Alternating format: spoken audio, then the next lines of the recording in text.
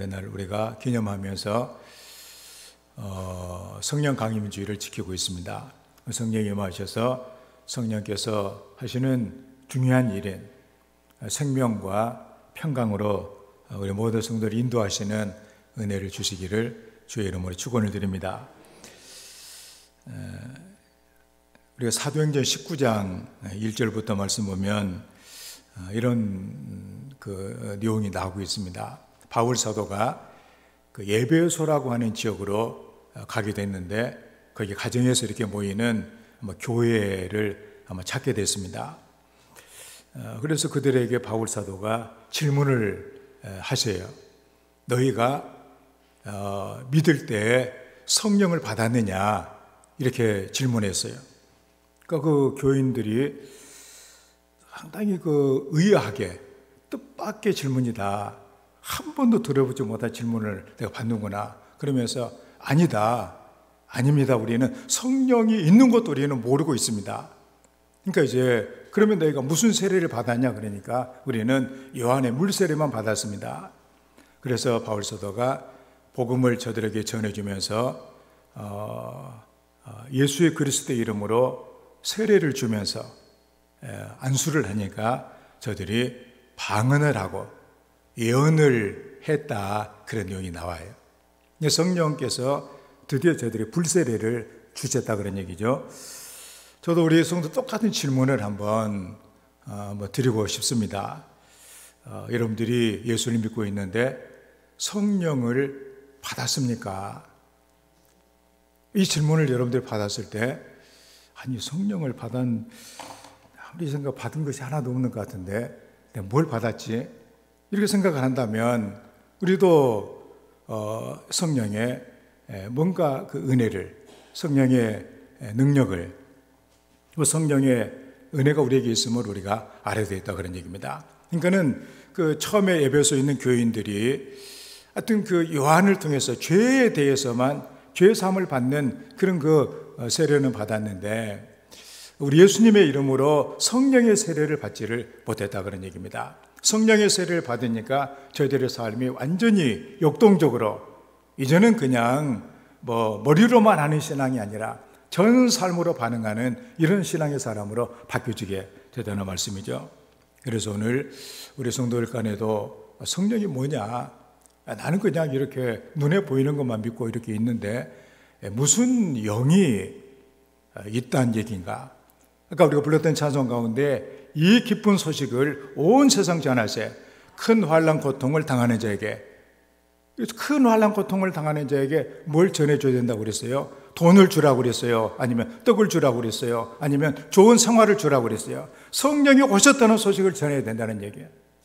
큰 환난 고통 당하고 있는 사람들에게 마땅히 저들에게 드려야 될 소식이 뭐냐? 성령이 오셨다는 소식을 드려야 된다는 사실입니다. 왜냐하면 성령께서 하나님이 함께 하시면 모든 것이 다 해결이 되어지기 때문입니다.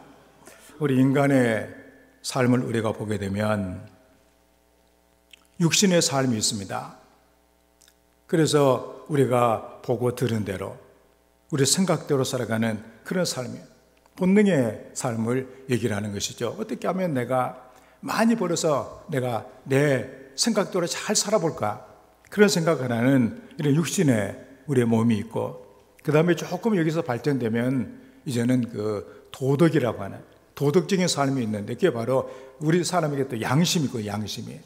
그래서 모든 사람 가르쳐주지 않아도 이 도덕을 행할 수 있는 그런 그 마음이 있어요. 그게 우리는 양심이라고 하는데 거기까지 되게 사람들은 아는데, 그런데 우리가 예수님을 믿게 되면 영이 회복이 되어져서 이제 하나님을 생각하며 살게 되어지는 인생이 되더라 그런 얘기입니다. 하나님과 함께하는 생활, 모든 것을 하나님의 어떤 그 의도와 뜻을 생각하며 살아가는 그런 인생, 이게 바로 영의 사람이고 성령의 사람이 되어지는 것이죠. 우리가 잘 아는 그 가수 가운데 남진이라고 하는 그런 그 가수가 있습니다. 아주 국민 가수라고 얘기를 하죠. 왜냐하면 원체 유명한 사람이기 때문에. 그래서 지금은 장로로서 복음을 전하러 열심히 이렇게 다녀서 간증을 하면서 예수 믿어서 자기가 어떻게 변했는가 하는 내용들을 말하고 다녀요. 그는 2017년에 장로 직함을 받고 전국교회를 다니면서 간증을 하고 있습니다. 늘 그는 얘기하면서 부족한 게 참 많은 사람인데 이렇게 장로 직분을 받게 되어서 부끄럽기만 하다, 그렇게 말하면서 하나님의 기쁨을 전하라는 그 취지로 최선을 다해서 찬양을 한다고 그렇게 그는 고백을 합니다. 예를 뭐 춘천에서 하다 하면 이 남진이 한번 가서 노래를 부르면은 한 3천만 원 정도 돈을 받는다고 그래요. 그런데 조그마한 교회나 또 기독교 어떤 이런 모임에 가서 할 때는 거의 뭐 받지 않냐고 또 아주 저렴하게 받으면서 이렇게 긴 시간 동안 간증도 하고 찬양도 하는 이런 사역을 하는 것을 이렇게 통하여서 많은 사람들을 복음으로 인도하는 이런 일을 감당을 하고 있어요. 그래서 그는 이렇게 고백을 합니다. 예수를 믿는 사람들은 세상 사람과는 다릅니다. 우리는 하나님의 뜻을 구하며 하나님을 의지합니다. 나도 손주가 아프면 예쁜 손주 아프지 않게 해달라고 두 손 모아 기도합니다. 내가 하나님을 알기 전까지는 누구에게도 의지할 생각이 없었는데 이건 내게 큰 변화입니다. 그래도 삶의 방식이 한순간에 바뀌지는 않은 것 같습니다. 갓난아기처럼 모든 것을 내려놓을 수 있고 주님을 따라갈 수 있어야 나는 성령의 붙드심을 느낍니다. 그는 그렇게 고백을 합니다. 그는 가수로서 받아온 모든 인기가 다 자기의 어떤 능력의 결과인 것으로 이렇게 알았는데 이제는 하나님의 주신 축복으로 모든 것을 받아들인다고 합니다. 목소리는 물론 자기의 노력까지라도 하나님이 주시는 선물이다, 그렇게 감사하며 만나는 사람들에게 복음을 전해주고 있는 것이죠. 그가 40년 전에 하용조 목사님을 만났다고 합니다. 지금은 그분이 돌아가셨지만 40년 전 정도 되면 제가 80년대 초를 얘기를 하는데 그때 그 나왔던 그 복음성가가 알았네, 나는 알았네, 그런 복음성가가 있어요.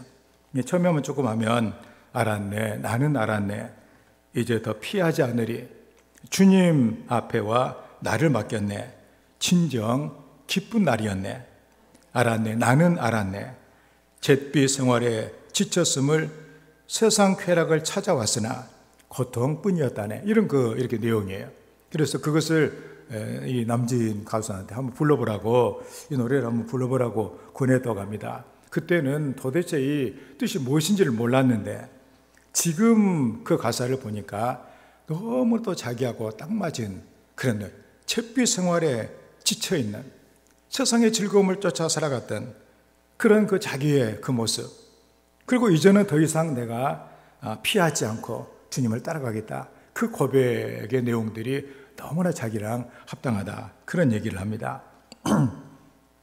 그래서 그는 자기를 만들어 주신 그 하나님이 삶을 주관하시고 성령이 인도해 주시기를 늘 기도하는 그런 삶을 산다고 그래요. 그리고 밑에 있는 그 문구가 있는데, 그래서 집에 양 한 마리를 가슴에 안고 있는 예수님 옥각상이 있는데 새벽에 그 앞에 무릎을 꿇고 기도합니다.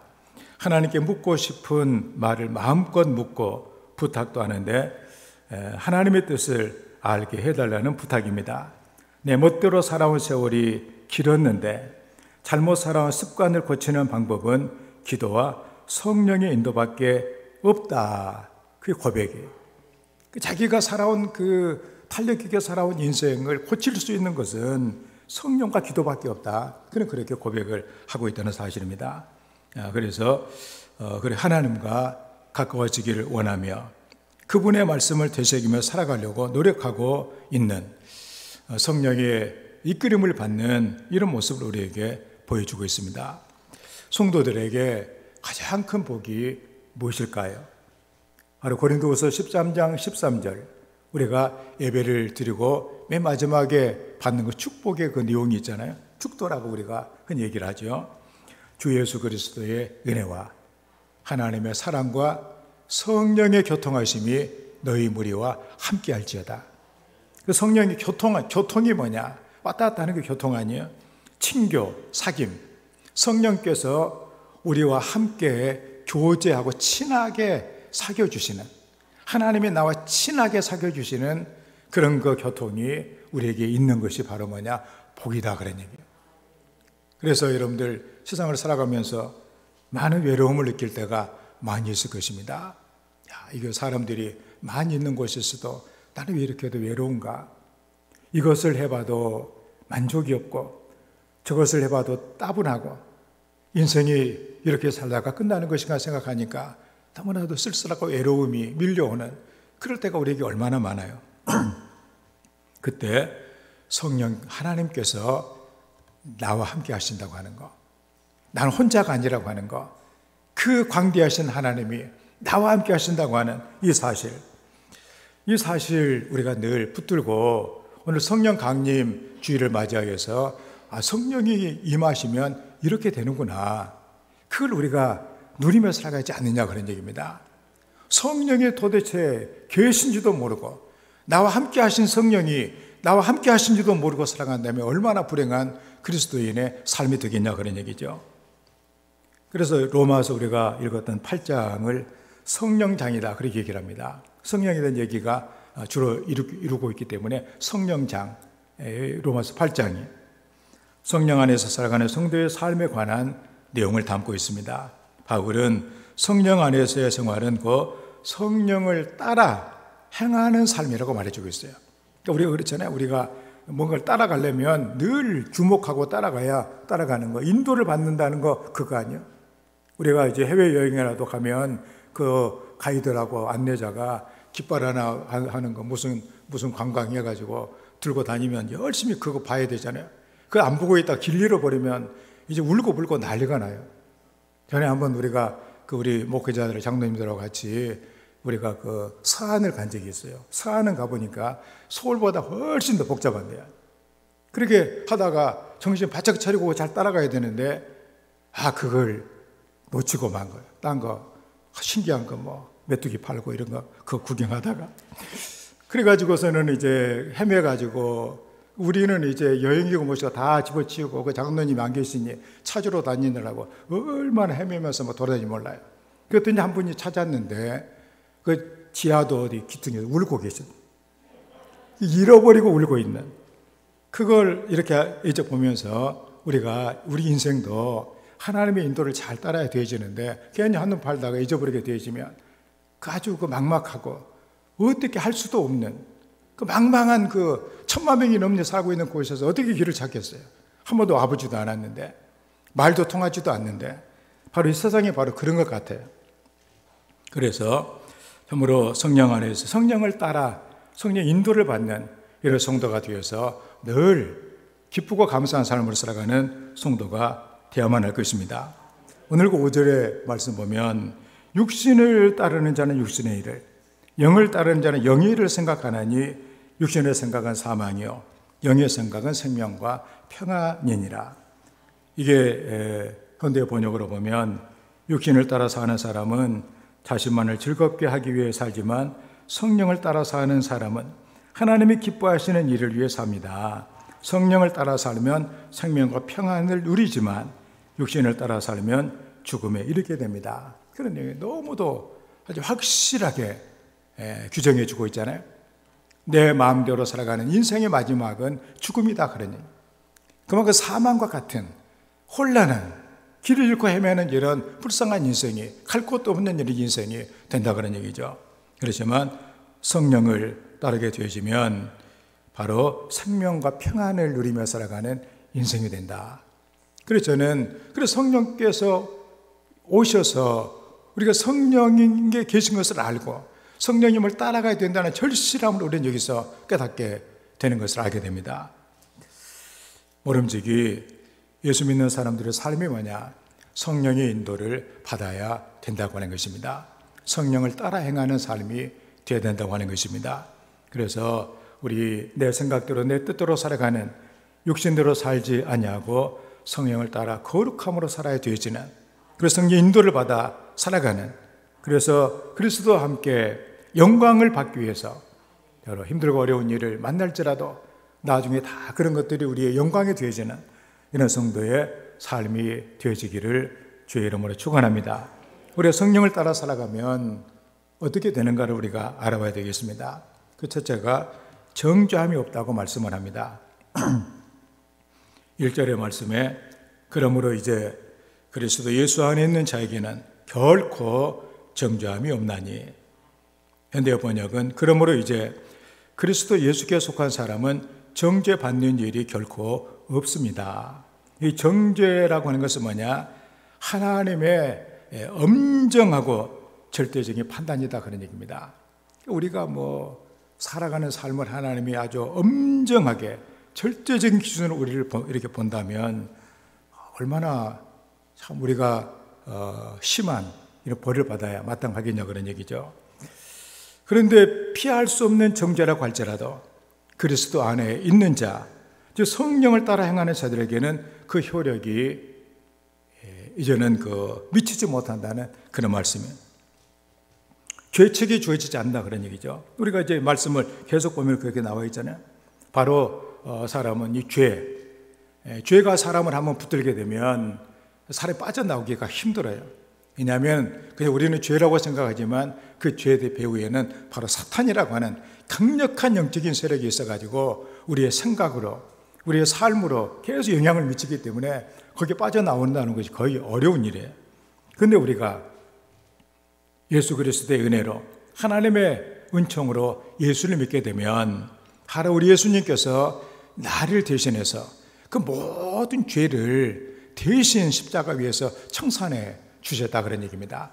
그렇기 때문에 우리는 죄를 지을 수도 있지만, 그렇지만 우리는 회개하고 또다시 우리는 하나님께서 떨어지지 않냐고, 마귀를 쫓아가는 이런 인생을 살지 않냐고 하나님을 따르는 삶을 살게 된다는 말씀입니다.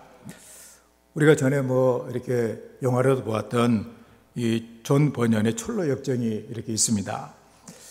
이 장차 망할성에서 천국을 향해 가는 과정을 그린 그런 내용인데, 거기서 성령 안에서 변화가 어떻게 이루어지는지를 우리에게 보여주고 있는 그런 내용이 있습니다. 이 주인공인 이 기독도가 천국을 향해 가는 이렇게 도중에 한 집에 들어가게 돼요. 그 집을 들어갔는데 그 집은 한 번도 청소를 해본 적이 없어요. 그러니까 보니까 방 안에 어디에 먼지가 가득 쌓여져 있는 거야. 그래서 하인이 청소를 해야 되겠다, 너무 더럽다, 청소하자. 그래가지고 비지를 시작을 하는데, 비로 쓸기 시작하는데 이게 쓰러지는 것이 아니라 이게 쌓여있는 먼지를 비지를 했으니 어떻게 되겠어요? 온 집안이 막 먼지투성이가 돼가지고 숨이 막 막힐 지경이 됐다, 그런 얘기입니다. 그래가지고 청소한다고 시작을 했는데 오히려 이게 완전히 먼지투성이가 이렇게 된 거예요. 그때 한 소녀가 나타나서 물을 먼저 뿌려요. 이렇게 물을 뿌리고서 비지를 하니까 깨끗하게 청소가 되는 그런 장면이에요.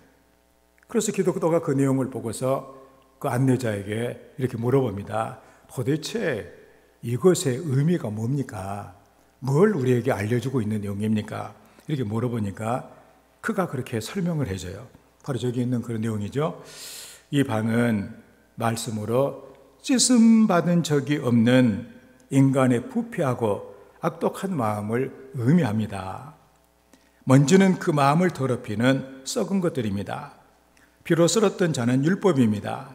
그런데 비지를 하자마자 먼지가 방 안을 뒤덮고 숨이 막힐 지경이 되었습니다. 율법이 죄로 더러워진 마음을 깨끗게 하기는커녕 오히려 죄를 되살아나게 한 것입니다. 물을 뿌린 소녀는 복음을 의미합니다. 물을 뿌려 먼지를 가라앉힌 후에 방이 청소된 것처럼 복음은 우리의 마음을 감화시키고 죄를 물리칩니다. 그리고 성령의 능력을 통해서 죄를 다스려 정죄함이 없도록 만듭니다. 이게 바로 뭐냐? 이게 하나님의 방식이다, 그런 얘기예요. 가끔 사람들이 뭔가 도덕적으로 자각을 합니다. 내가 죄를 지었구나. 죄를 내가 짓지 말아야 되겠다.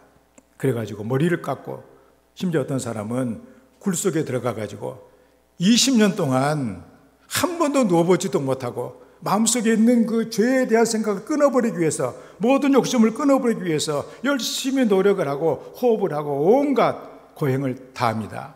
마지막이 뭐예요? 그렇다고 그래가지고 먼지가 사라집니까? 오히려 그 더 죄에 대한 그 부담감만 더 커져가지고 결국에는 실패한 그 인생을 고백할 수밖에 없는, 뭐 우리가 다 알잖아요. 뭐 어떤 그 뭐 승려 이런 분들 다 보면은 마지막에 허망하다 그런 식으로 얘기하고, 도저히 내 이런 죄는 아주 수미산보다 더 많다고 이런 얘기를 해야 될 수밖에 없는 이런 그 상태가 되고 말더라, 그런 얘기예요. 중요한 것이 뭐냐? 성령께서 우리에게 오셔서 예수 그리스도를 믿게 하시고, 그러므로 주님께서 내 죄를 다 짊어지실 수밖에 없는, 그래야만 내가 살아나는 이 복음에 대해서 우리가 하나님의 은혜를 받아야 우리는 죄가 더 이상 나에게 맥을 못 추는 이런 인생으로 바뀌어지게 되더라, 그런 얘기입니다. 마귀의 정죄함에서 벗어나 그래서 성령의 능력을 의지하게 되어지는 것이죠. 우리가 성령께 맡기고 성령을 따라 살아가야만 하겠습니다. 그래서 바울 사도가 2절에 보면, 이는 그리스도 예수 안에 있는 생명의 성령의 법이 죄와 사망의 법에서 너를 해방하였다.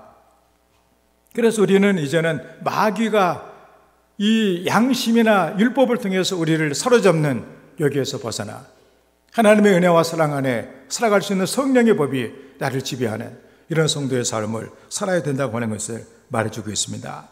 그래서 우리가 그리스도를 믿기 전에는 무거운 짐을 등에 지고 살아가는 그런 그 인생이다, 그런 얘기죠.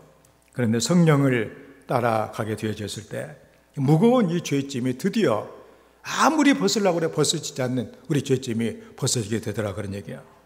그래서 우리는 생명의 은혜, 바로 성령을 의지하고 살아가는 이런 성도가 되어야만 하겠습니다. 이제는 그리스도의 은혜가 나를 지배하는 이런 성도의 삶, 늘 우리가 그 철로 역정에 있는 내용을 생각하면서 내가 착하게 산다고 열심히 빚을 하는 거, 아무런 쓸데없는 일이라고 하는 거, 성령께서 예수 그리스도를 내가 믿게 하고, 그리고 예수 그리스도 내 죄를 대신해 주신 그 놀라운 이 은혜가 성령으로 내게 받아들여졌을 때 우리는 비로소 복된 인생으로의 삶이 된다고 하는 거, 그리스도 안에서 정죄함이 없다, 그 은혜를 받고 살아가는 성령의 은혜가 있기를 주의 이름으로 축원을 드립니다.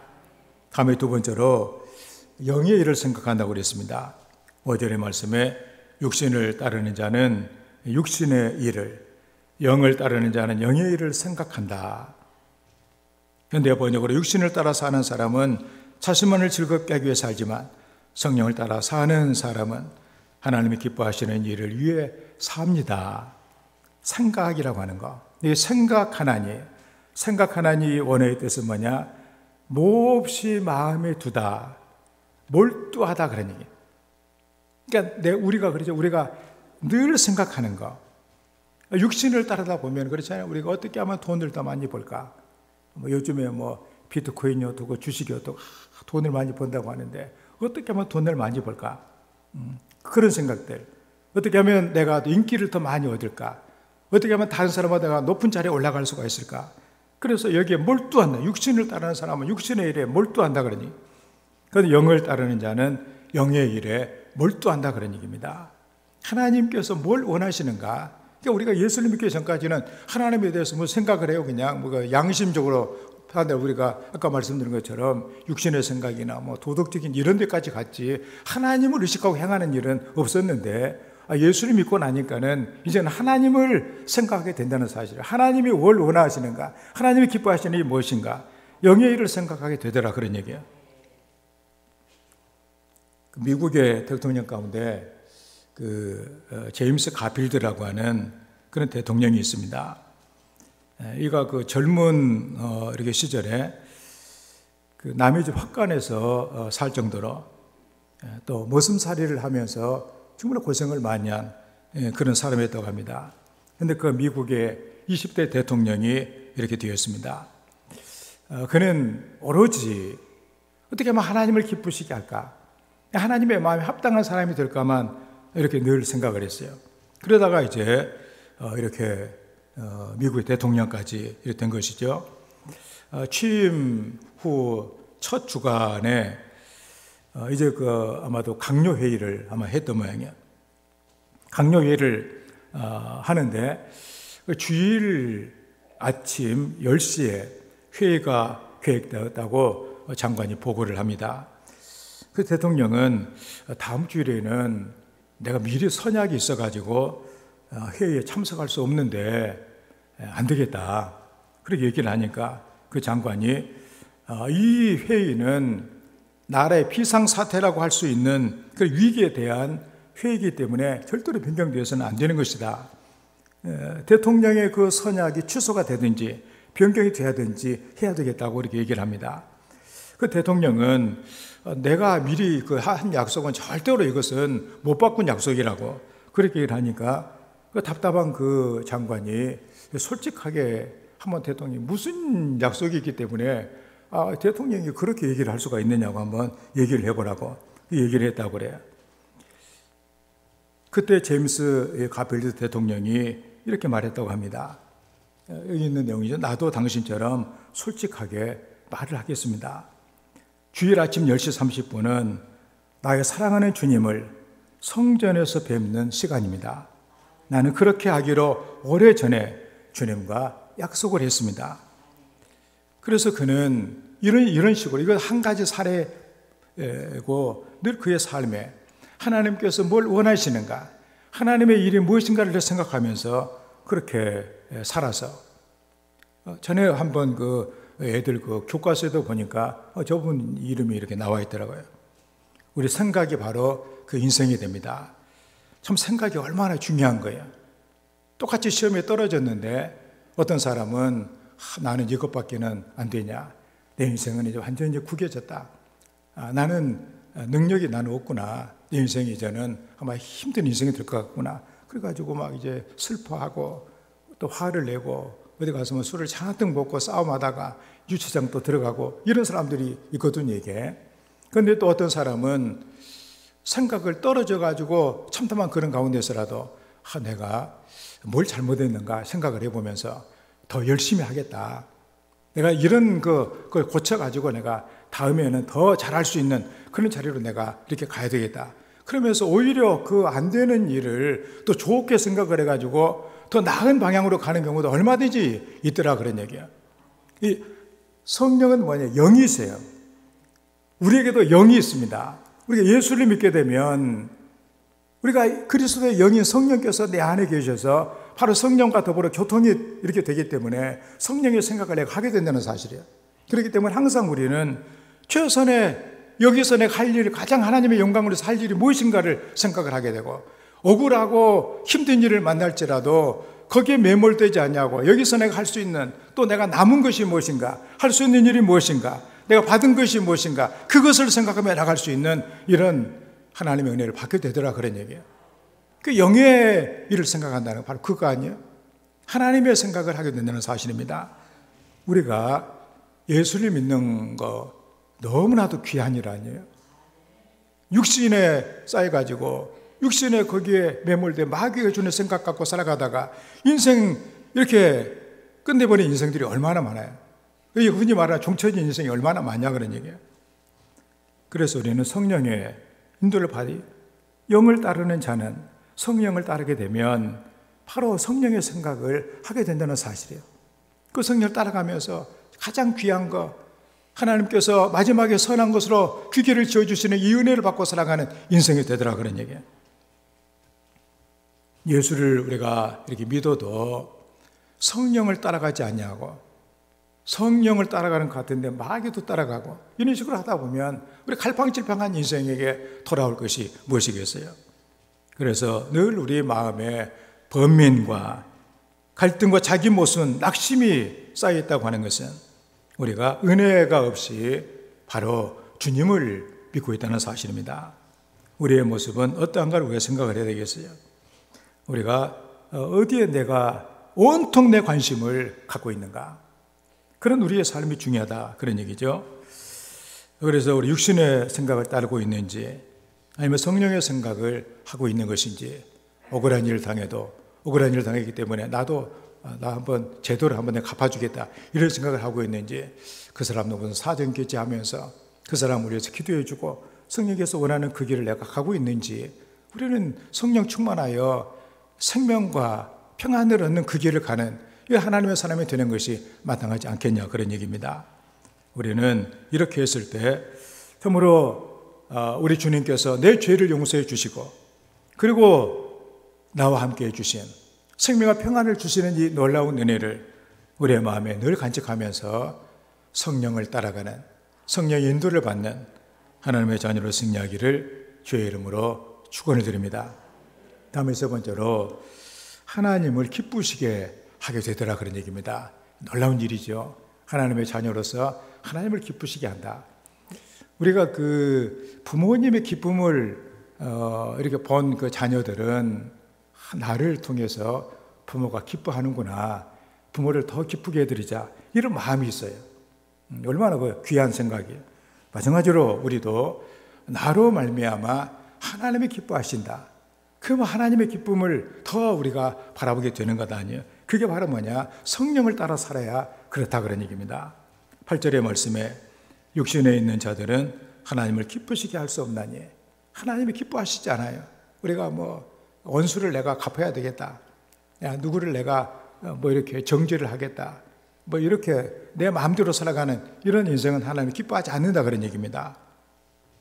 8절의 말씀을 현대어 번역으로 보면, 그러므로 아직도 옛날에 죄에 물든 자의 지배를 받아 육신의 영광대로 따라가는 자는 결코 하나님을 기쁘게 해드릴 수 없는 것입니다. 이렇게 아주 딱 단언을 하고 있잖아요. 기쁘시게, 이 말은 기쁘게 하려고 노력한다, 그런 얘기예요. 우리 성도들의 삶이 어떻게 하나님을 기쁘시게 할까? 예수를 믿기 전에 생각할 수 없는 일 아니에요.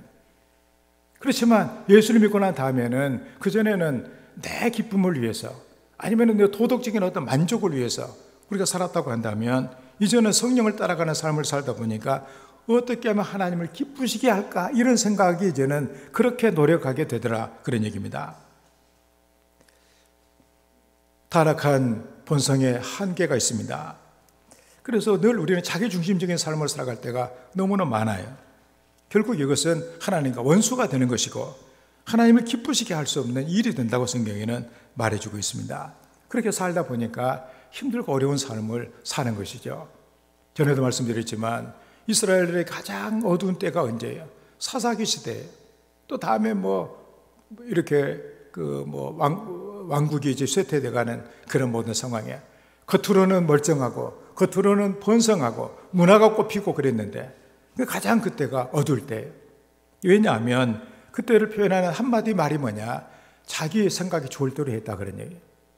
내 생각이 좋을 대로 하게 되면 그게 다 멸망이고 나라가 망하는 일이고 개인이 망하는 길이 되더라, 그런 얘기입니다. 지금 우리나라도 보면 다 그런 거 아니에요? 자기 생각이 좋을 대로 하다가 다 이런 여러 가지 어려운 일이 다 생겨나는 것이 아니야, 그런 얘기입니다. 그래서 우리는 하나님을 기쁘시게 하는 이런 삶을 우리가 살아가야 된다고 하는 것이죠. 우리 한 사람을 이렇게 소개를 하면, 제가 전에도 한번 말씀드린 적이 있는데, 영국의 그 달리기 선수였던 에릭 리들이라고 하는 이 사람, 세계 영화 가운데 아주 명화로 남아있는 영화 가운데 하나가 불의 전차라고 하는 영화가 있어요. 불의 전차의 주인공이 바로 에릭 리들이라고 하는 사람인데, 그 당시에 그 영국에 두 명의 아주 달리기를 잘하는 사람이 있었어요. 한 사람은 헤럴드 아브라함이라고 하는 사람이고, 하나는 바로 에릭 리들이라고 하는 이런 사람입니다.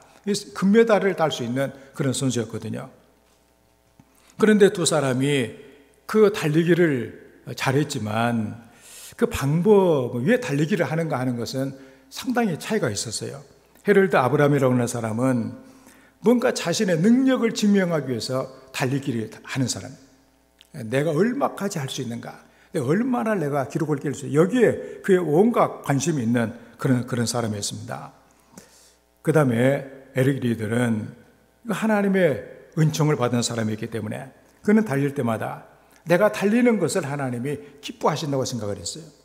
그래서 하나님이 기뻐하시는 일을 하기 때문에 더 빨리 달려야 하나님이 더 기뻐하시는 생각이기 때문에 하나님을 바라보며 그냥 달리기를 했던 사람이에요. 한 사람은 기록을 깨기 위해서 달리기를 했고, 한 사람은 하나님을 기쁘시게 하기 위해서 달리기를 한 사람이에요.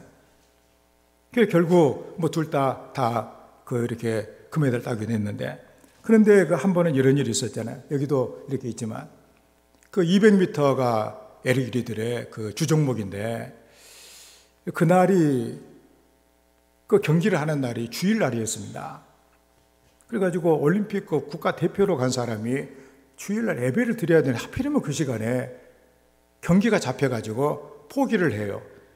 그러니 영국이 다 일어나가지고 반역자, 매국노라고 하면서 온갖 비난을 다 쏟아부었습니다. 우리가 생각하면 들어도 싸죠. 세상 입장에서 보면은, 아니 그 국가대표 선수가 예배 드리는 시간이라고 그 시간에 경기를 안 나가면 되겠냐 그러니. 그래서 그렇게 하고 온갖 비난을 다 들었어요. 그리고 다음에 400m, 자기 종목이 아닌데 400m에 나가가지고 금메달을 따게 됩니다. 그래가지고 그는 영국 사람들에게 더 사랑을 받게 돼요. 저렇게 하나님을 생각하며 의지가 굳고 뭔가 이런 그래서 그의 그 삶을 영화로 만들어가지고 지금까지도 불의 전차라고 하는 그 아주 유명한 영화가 남아있게 된 것이죠. 그 다음에 그는 어떻게 했는가? 그 올림픽 금메달리스트라고 하는 거 취해가지고 세상 사람들 이렇게 따라가고 이렇게 한 것이 아니라 하나님께서 자기를 복음을 전하는 자로 부르신다는 사실을 깨닫고 선교사로 나가기로 작정을 해요. 그래서 중국 선교사로 나갑니다. 중국 우리가 알다시피 청나라 말기에 얼마나 혼란스럽고 어려울 그런 때였어요. 그래서 거기서 복음을 전하다가 2차 세계전 그때 일본군이 그를 사로잡아가지고 수용소에다 집어넣어요. 수용소 안에서도 열심히 복음을 전하다가 전쟁이 끝나기 얼마 전에 세상을 이렇게 떠나게 됩니다. 우리는 그걸 보면서 그렇잖아요. 에릭 리들은 좀 특이한 삶이구나. 그 마지막까지 우리가 생각하면 얼마나 고난의 삶, 편하게 살 수 있는 게 얼마든지 있었음에도 불구하고 하나님을 위해서 내가 살아야 되겠다. 하나님의 기쁨이 되어야 되겠다. 그래서 그 당시에는 힘이 들었지만 지금에는 그의 아주 영웅적인, 그게 정말 감명이 되는, 감화를 주는 그런 인생의 모습이 우리에게 크게 다가오지 않느냐, 이렇게 그런 얘기죠. 하나님을 기쁘시게 하는 자, 그것은 힘이 들고 어려운 것이 아니에요. 아마 우리 중에 이제 나이가 이렇게 들어가지고 얼마 뒤에는 이제는 세상을 떠나고 하나님 앞에 서야 될 우리 인생들을 우리가 이렇게 보게 됩니다. 그때 우리가 내가 얼마나 세상을 편하게 살았느냐, 이것이 얼마나 큰 문제가 중요한 것이 되겠냐, 그런 얘기예요. 여러분 가운데 예를 들어 이제 한 달이면 한 달 뒤나 아니면 1년 안에 아마 세상을 떠나게 된 사람이 지금까지 내가 재밌게 살았다고 그래요. 그게 얼마나 내게 의미가 되겠냐, 그런 얘기예요. 그렇지만 우리 힘이 들고 좀 어려워도 우리 가치 있는 일을 우리가 하고 하나님의 영광을 위해 우리가 살았다면 우리 주님께서 착하고 충성된 종아, 네가 충성했구나, 내가 많은 것으로 내게 주겠다, 이런 칭찬을 받을 수 있다면 얼마나 감사하겠어요.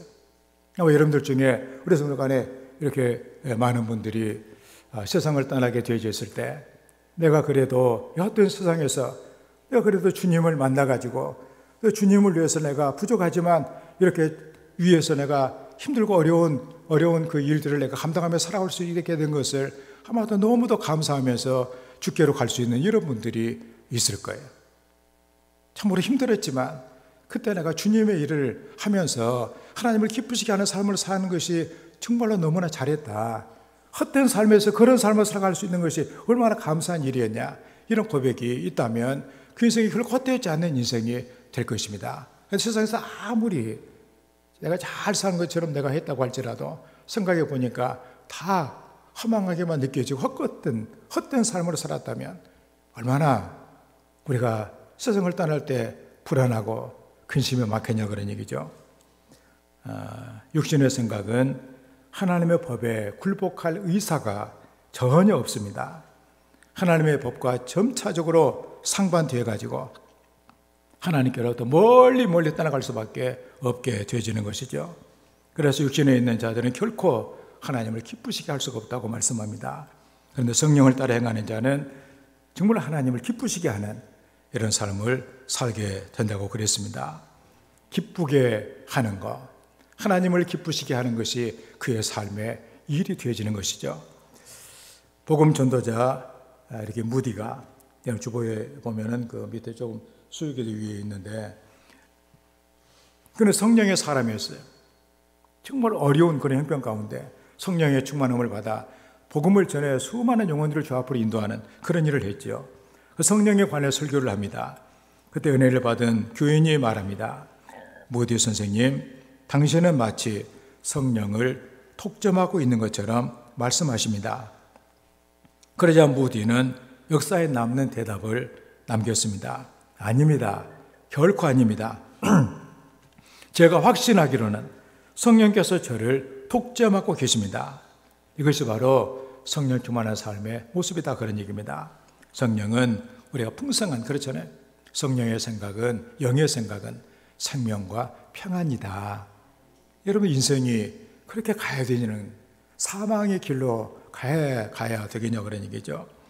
오늘 우리 성령 강림주를 맞이해서 우리가 평범한 인생을 살아간 것 같지만 우리 성도는 모든 성도들에게 하나님이 함께 하세요. 성령께서 임하고 계시다, 그런 얘기입니다. 성령과 함께하는, 우리가 성령 충만하여 이제는 성령의 인도를 받는, 성령을 따라가는 이런 성도가 되어가지고 우리가 죄책에 시달리는 그런 일도 없이 우리가 영의 일을 생각하며 생명과 평안을 누리면서 하나님을 기쁘시게 하며 하나님과 정말로 기쁘게 우리가 교통하며 살아가는 이런 성도의 삶이 다 되기를 주의 이름으로 축원합니다. 말씀을 생각하면서 우리와 함께 하신 성령님, 그 성령 충만을 통하여서 그 성령과 함께 성령을 따라가는 하나님의 사람이 되게 해주시라고 우리 함께 기도합니다. 아버지 하나님이여, 우리를 사랑하여 주셔서 하나님의 자녀의 삶을 살게 도와주셔서 감사합니다. 하나님 아버지, 육신을 따라 살아가는 삶이 아니라 성령을 쫓아 살아가는 하나님의 사람이 되게 도와주시옵소서. 그래서 더 이상 마귀가 나를 주장하는, 정죄받는 삶을 살지 않도록 하시고, 그리고 생명과 평안을 얻는 영의 생각을 하게 도와주시고, 그리고 하나님을 기쁘시게 하여 우리 하나님의 은혜를 받고 더 풍성히 아름다운 삶을 누리는 하나님의 자녀가 되게 하여 주시옵소서. 감사합니다. 주님, 아버지 하나님, 큰 환난 고통을 당하는 자에게 바로 예수 그리스도께 이 땅에 오셔서 우리의 모든 죄를 사해 주심으로 말미암아 그를 믿는 자에게 영생을 주신 것을 깨닫게 하시고, 성령께서 우리 안에 계셔서 우리에게 평안과 그리고 생명으로 충만케 채우시며 하나님을 기쁘시게 하는 삶을 살아갈 수 있도록 은혜를 주신 것을 감사합니다. 아버지 하나님, 성령 강림주를 맞이하여 우리 홀로 세상에 버려진 인생이 아니라 성령께서 나와 함께 하시고 그 성령을 따라갔을 때 주어지는 놀라운 하나님의 은혜가 있음을 우리 성도를 깨닫게 도와주셔서 하나님과 더불어 담대하게 그리고 승리하며 복되게 살아가는 은혜가